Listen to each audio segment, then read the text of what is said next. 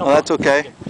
Terry just caught his wonderful, huge coho on our Magnum Hoochin bell there, and it's really, it was a hard time getting that out. He had all three barbs in, but what a battle. He took out about 100 feet or more of line. A couple of times. Yeah, so you can imagine what... Any weight on it? No, he was just free lining, and that's what I think we're going to go back to, because there's fish jumping all around us. So, yeah.